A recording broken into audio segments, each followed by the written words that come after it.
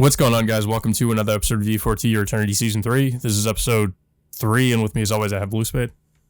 Yeah. So this time we finally get a little bit more with Mizuha. This entire episode was more Mizuha focused in comparison to the first two episodes.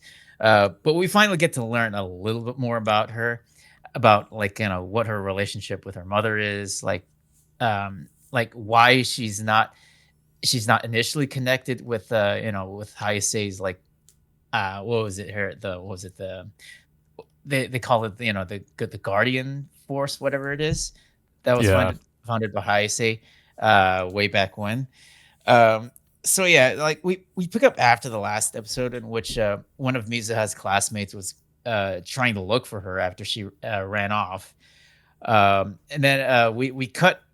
It's like she we cut back into to Mizuha. No, actually no. Before this, her classmates end up meeting up with Mizuha's mother, but it just seems weird. It's like she doesn't have much concern of what happened to her daughter, because she would have known that she's been gone missing, but all she's doing is just still taking selfies out in the rain for whatever reason.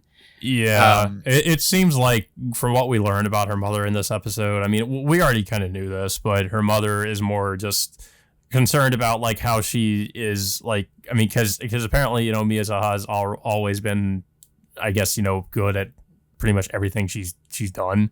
So her mother is more concerned about how good her grades are, how whatever else she's excelling in. That's all she really cares about, and she cares more about that and not so much, I guess, about Mizuha's actual well being. yeah, and then Mizuha's mother's behavior gets even more bizarre throughout the entire episode. But we'll get to that later. We catch up with Mizuha, which we find out that she's been staying at her grandpa's place, and then she drops this book, and then all of a sudden we find out that Fushi, under the appearance of one of Bond's younger siblings from the past, ends up finding Mizuha, tells her that that her friends are looking for her, and then she needs to get back home. So Mizuha, agrees and decides to go back home with her mom. And then, of course, if you remember in the last episode, her mother initially wanted to move out of their house. After of course, we know that Fushi just arrived, but all of a sudden, she just changes her mind, at the last, just makes a complete 180, decides they're not going to move, and then she's gonna spend more time with Mizuha or something like that. Only for And her to then, make a 180 again later on. yeah, it just seems weird. And then of course we get a little bit more with Mizuha about her, as we know, she excels at almost every activity, like archery, swimming, various different sports, getting good grades at school. Um, but she feels she feels that she'll be inferior. She has this some sort of inferiority complex, or just has some worry that she's not gonna excel as well as she might once she gets older, and she feels Well, there's something in her life that that's missing. it's also, I guess, has something to do with she just doesn't really want to grow old, apparently, based on what she Hmm. said. She just, at a certain point, I guess she said, after after she turns 18 or something, she wants to kill herself. Um, Yeah, and it's yeah, but also we learned that, I guess, because of Mizuha just being so good at everything, that there's, I guess, a lot of people that resent her, and that I guess, I figured they were kind of false rumors in the beginning of the season, but I guess they just spread a bunch of rumors about her. Um, but and then she also gets a lot of different love confessions from boys, and I guess she rejects them because I think she said something about that they're not up to her standards, or she wants someone that she can what was it, someone she can respect or look up to, or something like that. Uh, yeah. yeah, so that, I guess, that's a lot of the reason why a lot of people at her school just kind of ostracize her and just treat her like crap. Yeah, and then and then of course, I think there's one scene in which her mother gifts her like this, this what was it, this hairband or a brooch that Yeah, she claims that it was part of her family for for many generations. But then Mizuha goes to the mall with one of her classmates and finds the exact same thing like hanging like at a store, mm. which yeah, which of course like she finds that her mother's just is once again lying to her or something like that. I also want to point out And like that I forget her name. The one, the girl with the glasses, like she. It obviously like it seems to me she's almost like in love with Mizuha. At least it kind of feels that way. yeah, Because she yeah, found some like what was it, like some kind of a feather or something she puts in her hair. uh-huh. And she like styles it a certain way, and I don't know. It seems like kind of obvious. Like she's like, I mean, she cares about Mizuha more than just kind of like being a friend. Um, Yeah, yeah, it's definitely implied that that might be the case. But it's hard to tell now that Fushi's like thrown into the mix. yeah, Um, and of course, earlier we mentioned that Mizuha went to stay at her grandfather's place, and that's where she finds out that about her family lineage, about her being related to Hayase many generations ago, and that she's supposedly supposed to be like the 18th successor, of the Guardians protecting Fushi. So she goes to her grandfather's library and comes across the book that she was reading earlier, in which she finds like like pictures and like the manuscripts of everything that has happened over the history of her family, including like a picture of Fushi, which he looks exactly the same way as he does now. I mean, he's always looked like that yeah, um, throughout the years.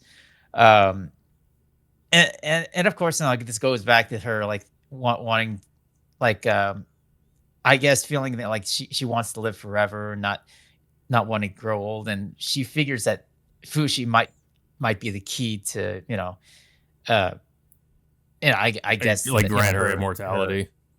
yeah, to grant her immortality, or have her resurrected in a way, just how like how Fushi's abilities work.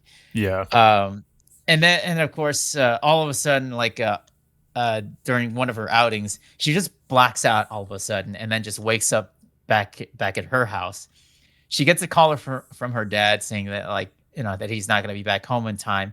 Then all of a sudden, she finds a knife, a bloody knife on her left hand, and that she just goes out and finds out that her mother's been stabbed to death.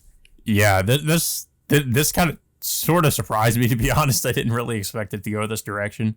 Um, but yeah, I mean, yeah, she finds this, and then she decides, of course, at a just complete like hysteria to like run. She runs off, and uh, and then of course this is where she again like meets up with Fushi once again, um, and yeah, and that's kind of where the episode ends. But then there's an episode preview, okay, so I mean, anytime a character dies in this series, like Fushi can just there's really no limitations on his powers. He could just bring somebody back if he wanted to. So I mean, we see her mother alive in the next episode. It could be a flashback, but I mean, I wouldn't be surprised if Fushi just brings it back to life. Um, I be, don't I don't know if Fuji can really do that because he's never personally met Mizuha's mother face to face for him to because in order for that resurrection stuff for it to work, he needs to like to meet someone, uh to meet that person, but also have like like some kind of like spiritual and personal connection with that person, and that said person needs to have the willingness to stay behind in that world to to be resurrected. well, So I don't well, I I mean, don't think well, but we also, I mean, we also have to remember that she's also a descendant of Hayase's lineage. So I mean, Fushi technically would kind of in that sense would have a connection to her.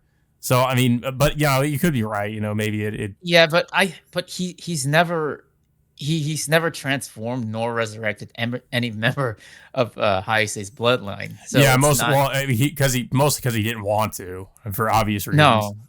Yeah, and of course, well, we also forgot to mention that by the end of the episode, Mizuha, like after meeting Fushi again, uh, shortly after killing her mother, like asked Fushi if she wants to be friends.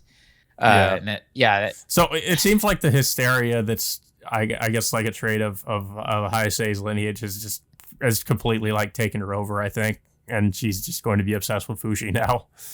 yeah. I mean that's that, pretty much it's pretty much where I thought it was gonna go, but it's not the way that I thought like it was gonna end with her like just straight up killing her mother like that. Yeah.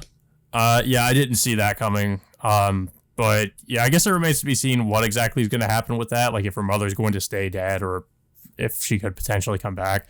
Uh, but honestly, like I don't really, I don't. That's one of the things that I don't like this about the series is that like resurrection ability. I feel like it should be something that's used like sparingly. Um, but I guess we'll see what happens with that. Yeah, but I thought it was an okay episode. I mean, especially the ending, near the ending. Like I said, I didn't really expect that to happen. So that was kind of surprising. But yeah, I mean, so far it's not bad. I'm interested to see where it's going to go, but I don't have much else to say about the episode though. I don't know if you have anything else to say about it. Yeah, it was a good episode in which it's on pretty much learning about Mizuha a little bit more, and like her anxiety, her like I guess like uh, her overall feelings of like like of wanting to live longer or something like that. So yeah, well, I mean, I'm glad that we're finally getting to the point where like that she gets to meet Fushi a little bit more on a personal level now that it's gotten to this point.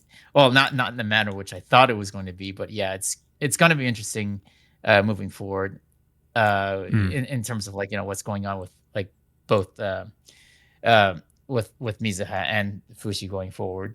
Yeah, I will say it'll be interesting to see if she ends up going down the same path as the other descendants of Hayase because they all end up going down this like tragic path where something eventually they get killed off and they don't come back.